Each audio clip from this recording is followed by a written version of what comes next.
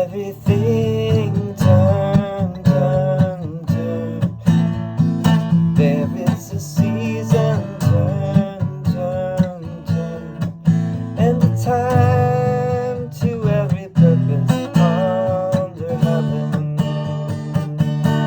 A time to be born, a time to die, a time to plant, a time to reap, a time to kill, a time to heal, a time to lie, a time to read.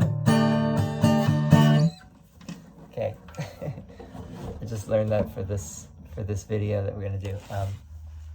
This is Gospel of Rock, and we're talking about another song that was done by the Byrds. So the last episode of this series, we talked about Jesus is Just All Right, which was a gospel song recorded in 1965 by the Art Reynolds Singers, or 66, one of those years, and was recorded by the Byrds in 69, Byrds being a folk rock band that had David Crosby and Roger McGuinn, among others. And the most famous version was the Doobie Brothers, came out in 72. This time we're going to talk about a folk song that was written in 1959 by one of the great folk singers of our time, Pete Seeger. Pete Seeger wrote this wonderful song based on the book of Ecclesiastes, the 3rd chapter of Ecclesiastes. Basically, he did it almost word for word using the King James version of Ecclesiastes, of that chapter of Ecclesiastes. He only added the turn, turn, turn, and he added the plea at the end for peace. So he made it an anti-war song, and he wrote it before, this is after World War II, the Korean War, but before the Vietnam War. But once the Byrds did it in 65, it became an anti-war song for that generation, for the generation, the baby boomer generation, and the Vietnam War. And it's just a great song. The Byrds version, it was actually originally recorded by a band called the Limelighters, and that was just a few months before Pete Seeger did his own version. I'm not sure exactly why the Limelighters did it before Pete Seeger, seeing as Pete Seeger wrote it. But anyway,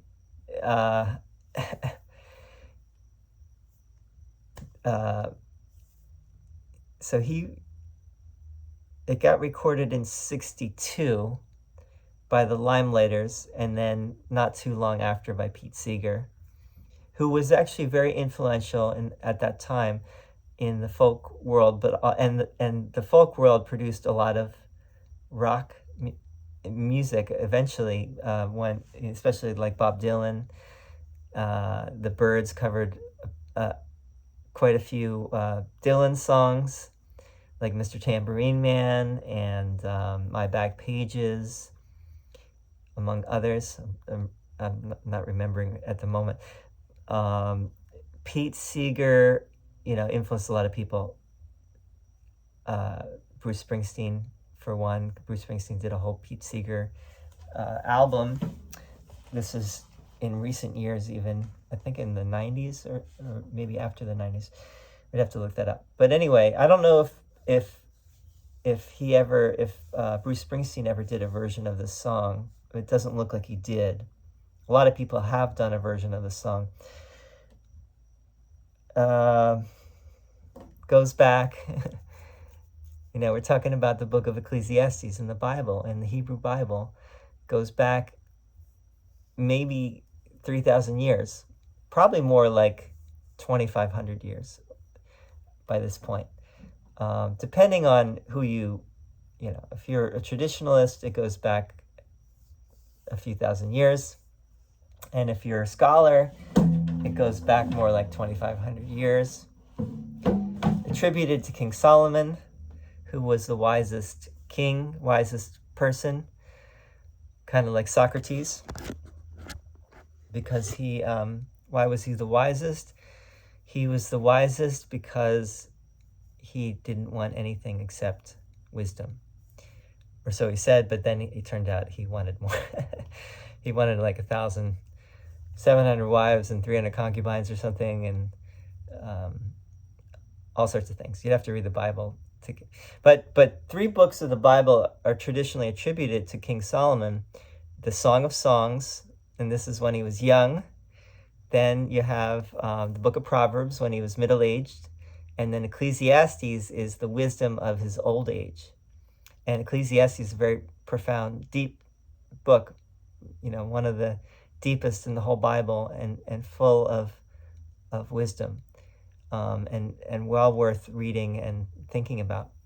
Vanity of vanities, all is vanity, is how it starts, at least the King James Version. Havel Havelim, I think, in Hebrew. Here are the lyrics. I think this is from the King James. To everything there is a season and a time to every purpose under the heaven. A time to be born and a time to die. A time to plant, a time to reap that which is planted. A time to kill and a time to heal. A time to break down and a time to build up. A time to weep and a time to laugh. A time to mourn and a time to dance. A time to cast away stones and a time to gather stones together. A time to embrace and a time to refrain from embracing. A time to gain that which is to get and a time to lose. A time to keep and a time to cast away. A time to rend and a time to sow. A time to keep silence and a time to speak. A time of love and a time of hate. A time of war and a time of peace. Now, this is the original. Pete Seeger, he changed the song. He changed the message in a way. A time for peace. Let's actually bring up the lyrics here. So his version, I swear it's not too late. Time for peace. I swear it's not too late. He also keeps in a time for love and a time for love, a time to hate, a time for peace. I swear it's not too late. So he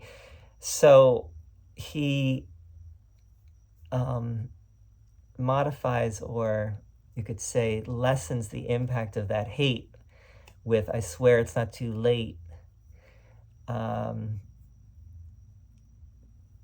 Now, by doing that, it is effective as a song. It's the turn. By the way, okay, let's go back for a second. When I heard this, especially at a certain point in my development, I was like 19 years old. I was in love with the song. I thought the Byrds version. I didn't know the Pete Seeger version. The Byrds, which hit #1. Keep in mind, this has the distinction of a #1 hit. The biggest chart-topping song with the oldest lyrics. There have been other songs that have used biblical lyrics, that hit the charts, like U2's 40, By the Rivers of Babylon, some other songs. And this Wikipedia article actually mentions some of those songs, which I'm not going to read what those songs are. You can read this article yourself if you want.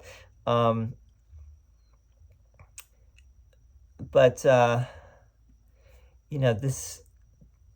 when I first heard the song, it really hit me when I was 19, and I think it made me cry. There were moments when the song made me cry. The Byrds just did a magnificent version, with the jangly guitar, the Rickenbacker guitar, and the vocal harmonies, and Pete Seeger approved of their version. Pete Seeger's version is great too, but it's not as epic, I would say. The Byrds version just really took it to a whole nother level, and it shows the power of the electric instruments and rock. I think that's what we're getting at with this series that we're doing. Is so there's something about rock music, rock and roll, that has an impact and has impacted the world, obviously.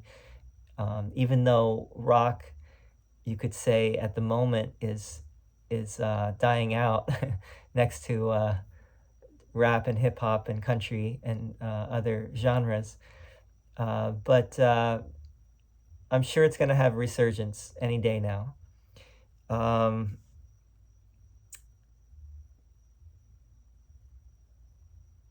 Yeah, I'll name some of these other songs. So U2's 40, Sinead O'Connor's Psalm 33, Cliff Richard's The Millennium Prayer, the Melodians' Rivers of Babylon. But this has the distinction of having gone to number one. This song, basically quoting the Bible verbatim, goes to number one.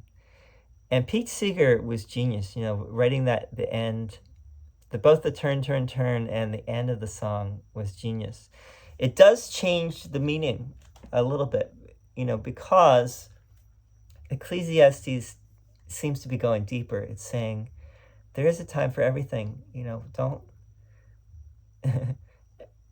in one's lifetime you will see everything. That doesn't mean not to strive for peace, but the external peace may never come. You can find peace in your own heart and soul. This is me saying this now. I think there is also a place for anti-war songs, and I do want to talk about some of the great artists that did anti-war songs, like Phil Oakes, one of my favorites. There's absolutely a place. There's a place right now for anti-war songs with the Russian-Ukraine war, for example, which is crazy, insane. But, and there have been some really good anti-war songs. There was a Ukrainian band that did, obviously the Sting song came back, the Russians, and this Ukrainian band, I forget what song they did now, but they did a cover, and it was very good. And I'm sure there's been other songs that have come out. Anyway, you might want to read, if you're interested, you might want to read the Wikipedia article. It's very interesting. The Byrds version came out October 1st, 1965. It hit number 1 on the US Billboard Hot 100 chart and 26 on the UK singles chart. The B-side was this other great song by the Byrds called She Don't Care About Time. It's a great one if you want to listen to that one. The Byrds version took 78 takes. Took a lot of takes to get right. It was one of the staples of their live shows, just like that other song, that Jesus Is Just All Right, became a staple as well. I think what I would say, bottom line, to get deeper, because that's what we're trying to do here, is to go a little deeper, is to actually read the book of Ecclesiastes. And Ecclesiastes kind of has the same basic ending that Pete Seeger's song has, which is everything is vanity. Everything under the sun, it's all been done, and it's all in vain. It's all vanity. It's all just wind. Dust in the Wind. That's another song we'll do at some point. But the only saving grace is to tune into the grace channel. That's how Ecclesiastes ends. You know, try to know God, try to know the truth, and strive to know the truth. That's what I would say is really, you know, if I were to change this song, it would just be to say, find inner peace. The external peace may never happen. So far, it has not happened in this world. Inner peace, though, is everyone's birthright. Inner peace is possible for all of us. And inner peace can come partly through the music. You know, listen to the music. Like I said, these songs can have a very, very big impact. It had a very big impact on me at a certain point. You know, this song hit me like a thunderbolt at one point in time, and it changed my consciousness. My consciousness was already changing. It had already changed, but it added to that change in consciousness and made me go, you know, continue to go the way that I was going, which was to explore spirituality, explore the spiritual dimension of life, and take that very seriously. And now I don't take it so seriously, but I did at a certain point. I was very, very keen in my seeking.